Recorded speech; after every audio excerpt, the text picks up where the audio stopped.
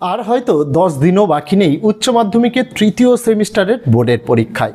এতদিনে অনেক ছাত্রছাত্রী অ্যাডমিট কার্ড পেয়ে গিয়েছে, কিছু ছাত্রছাত্রী হয়তো পায়নি, তারা আগামী কয়েকদিনের মধ্যে পেয়ে যাবে।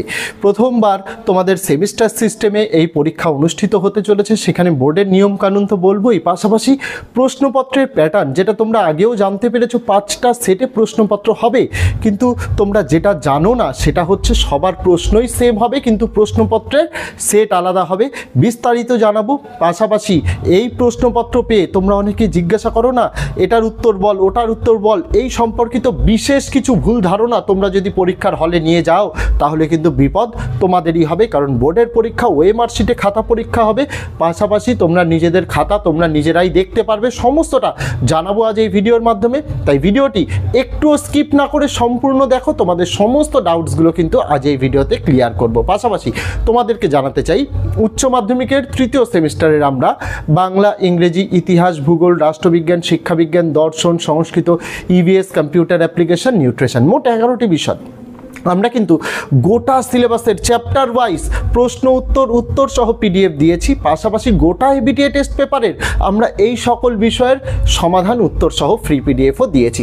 সেই ভিডিওগুলি যদি এখনও দেখে না থাকো তাহলে আর দেরি কিসের, চলে যাও এই ভিডিওর ডেসক্রিপশানে, সেখানে প্লেলিস্টের লিঙ্কগুলো দেওয়া রইল, অবশ্যই তোমরা দেখে নিও। এবং যদি চ্যানেলে নতুন হও, আগামী দিনে তোমাদের জন্য কিন্তু জানিয়ে রাখি অনেক মক টেস্টের ভিডিওস উত্তর সহ ফ্রি পিডিএফ আসতে চলেছে, সেগুলি পেয়ে যাওয়ার জন্য অবশ্যই তোমাদের কাছে অনুরোধ রইল চ্যানেলটিকে সাবস্ক্রাইব করে দিয়ে পাশে থাকা বেল আইকনটাকে ক্লিক করে দেওয়ার জন্য, যাতে আগামী দিনে কোনো রকমের ভিডিও এবং আপডেটস তোমাদের আর মিস না হয়। দেখো, প্রথমে আসা যাক তোমাদের এই পরীক্ষা সংক্রান্ত বেশ কিছু নিয়ম যেটা বোর্ড কিন্তু বলেছে। তোমাদের পরীক্ষা শুরুর অন্তত 1 ঘন্টা আগে তোমাদের পরীক্ষার হলে উপস্থিত থাকতে বলা হয়েছে, অর্থাৎ সকাল 9টা থেকেই তোমাদের পরীক্ষা কেন্দ্রের গেট কিন্তু খুলে দেওয়া হবে। পরীক্ষার জন্য শুধুমাত্র 2টো কালির পেন অ্যালাউড রয়েছে, নীল এবং কালো। তবে মনে রাখতে হবে পেনটা হতে হবে ডট পেন, কোনো প্রকার জেল পেন বা ফাউন্টেন পেন হলে চলবে না। তোমরা যে ওএমআর শিটটি পাবে তার 1 থেকে 5 নম্বর দাগগুলো তোমাদের কিন্তু তোমাদের নাম, রেজিস্ট্রেশন নম্বর, রোল নম্বর, এই সমস্ত তথ্য দিয়ে কিন্তু ওএমআর শিটেই গোল করে করতে হবে সম্পূর্ণ। সেটা আমি আলাদা একটা ডেডিকেটেড ভিডিও বানাবো, তোমাদের চিন্তা করার কোনো দরকার নেই। পাশাপাশি তোমাদের যে উত্তরপত্র থাকবে সেখানে কিন্তু একটা প্রশ্নে একবারই দাগ দিতে পারবে, অর্থাৎ একবারই গোল করতে পারবে। পরে যদি মনে হয় যে এটা উত্তর না অন্যটা উত্তর, সেক্ষেত্রে ক্রস তোমরা ইউজ করতে পারবে না। পাশাপাশি তোমাদের প্রশ্নপত্রে রাফ করার জন্য তোমাদের জায়গা দেওয়া থাকবে, সেখানেই রাফ করতে হবে। পরীক্ষা যেহেতু 1 ঘন্টা 15 মিনিটের, পরীক্ষা চলাকালীন কাউকে টয়লেটে কিন্তু যেতে দেওয়া হবে না, কিছু বিশেষ ক্ষেত্রে ছাড় দেওয়া রয়েছে, সেটা পরীক্ষক তোমাদের জানিয়ে দেবেন। পাশাপাশি তোমাদেরকে যেটা তোমরা জেনে এসছো, ইলেকট্রনিক্স গ্যাজেটস ইভেন ক্যালকুলেটারও কিন্তু অ্যালাউড নেই। তার পাশাপাশি কোনো প্রকার ইলেকট্রনিক স্মার্ট ওয়াচ তোমরা পরীক্ষার হলে পড়ে যেতে পারবে না। এই বিষয়গুলো তোমাদের মাথায় রাখতে হবে। বোর্ড নিয়ে যেতে পারবে স্বচ্ছ ট্রান্সপারেন্ট বোর্ড। জলের বোতলের ক্ষেত্রেও একই রকম, কোনো স্টিকার দেওয়া বোতল কিন্তু অ্যালাউড করা হচ্ছে না। এই সমস্ত বেসিক তথ্যগুলো পরীক্ষা দিতে যাওয়ার আগে তোমাদের অবশ্যই মাথায় রাখতে হবে। যখন পরীক্ষা দিতে যাবে তোমাদের অ্যাডমিট কার্ড যেটা তোমাদের প্রিন্ট আউট করে দিয়েছে, অবশ্যই সেই অ্যাডমিট কার্ডে তোমাদের সইটা করবে, সেটা যে কোনো কালি হতে পারে, নীল অথবা কালো। আবারও বলছি, ব্লু আর ব্ল্যাক ডট পেন হতে হবে, কোনো প্রকার জেল বা ফাউন্টেন পেন ইউজ করা চলবে না। এইগুলি বেসিক তথ্য যেগুলি পরীক্ষা দিতে যাওয়ার সময় তোমাদের সকলকে মাথায় রাখতে হবে। এবার আসা যাক তোমাদের প্রশ্নপত্রের প্যাটার্ন নিয়ে। প্রশ্নপত্র তোমরা সবাই কম বেশি এতদিনে জেনে গেছো যে সবার প্রশ্নের সেট সমান হবে না, তবে প্রশ্ন এক থাকবে, তাতেই রয়েছে রহস্য। তোমাদের বোর্ডের দ্বারা বলা হচ্ছে যে 5টা সেট হবে, সেটা বিভিন্ন নামের হতে পারে, ABCDEও হতে পারে, অন্য যে কোনো সেট নাম্বার দিয়েও কিন্তু তোমাদের হতে পারে।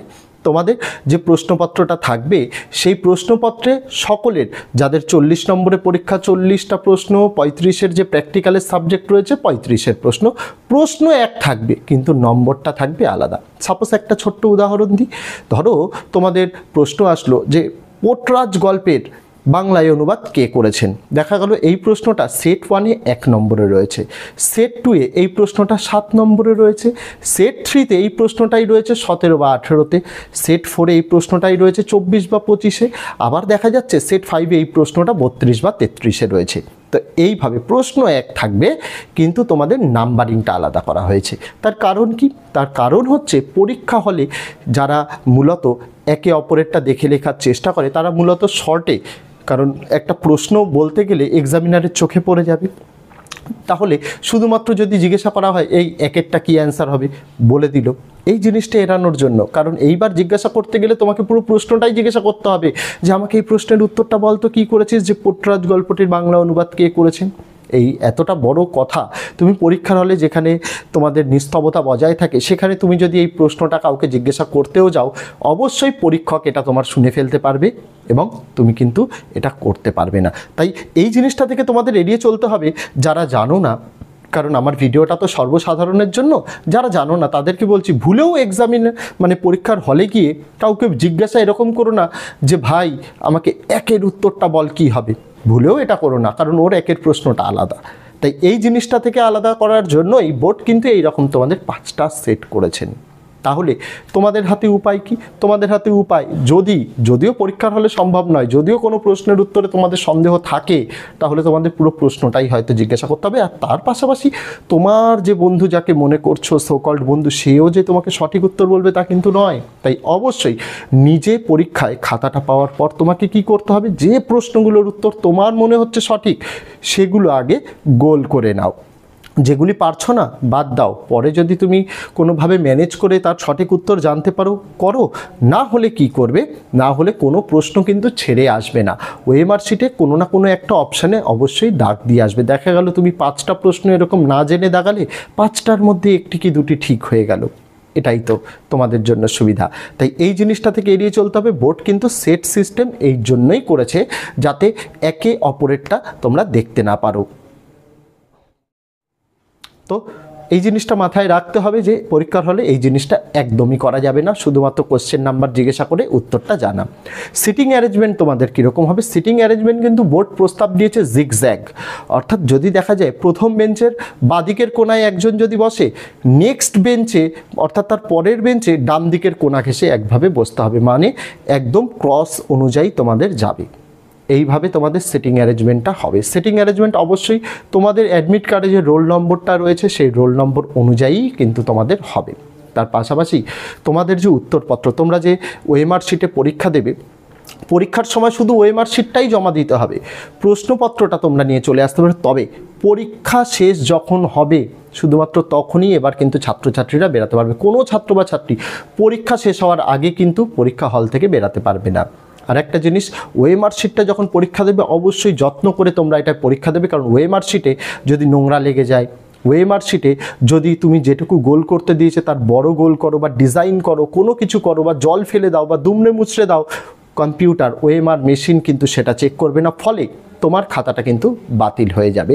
এই সতর্কতাগুলো ওএমআর শিটের সঙ্গে তোমাদের কিন্তু মেনটেন করতে হবে। পাশাপাশি রেজাল্ট তোমাদের 15 দিনের মধ্যে, পরীক্ষা শেষ হবে 15 দিনের মধ্যেই বেরিয়ে যাবে। 22 সেপ্টেম্বর পরীক্ষা শেষ, তারপরে অক্টোবরের মোটামুটি ধরে নাও 6-7 তারিখ বা 8 তারিখের মধ্যে তোমাদের রেজাল্ট বেরিয়ে যাবে। আর রেজাল্ট যখন বেরাবে না, এবার কিন্তু এইটার অপশান নেই বাড়িতে এসে টিচারকে বলছো বা গার্জেনকে বলছো সব করে এসছি, ঠিক করে এসছি, আমার নম্বরটা কম কেন হলো, কেন বলতে পারবে না?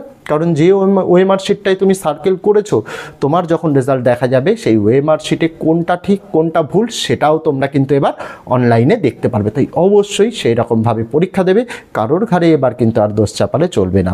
একদম এই জিনিসটা বোর্ড করেছে স্বচ্ছতা বজায় রাখার জন্য। আশা রাখবো যে এই বেসিক জিনিসগুলি পরীক্ষার আগে তোমাদের সকলের জানা প্রয়োজন, তাই একটা ভিডিও উপস্থাপন করলাম। তোমরা কমেন্ট করে জানিও কেমন লাগলো ভিডিওটা, আর তোমাদের যে নোটসগুলি দিয়েছি সেগুলি অবশ্যই দেখে নিও। আগামী সপ্তাহ অর্থাৎ সোমবার থেকেই প্রত্যেকটা বিষয়ের তোমাদের মক টেস্টের সিরিজ আসছে, যেগুলি তোমাদের পরীক্ষার জন্য অত্যন্ত বেশি গুরুত্বপূর্ণ হতে চলেছে।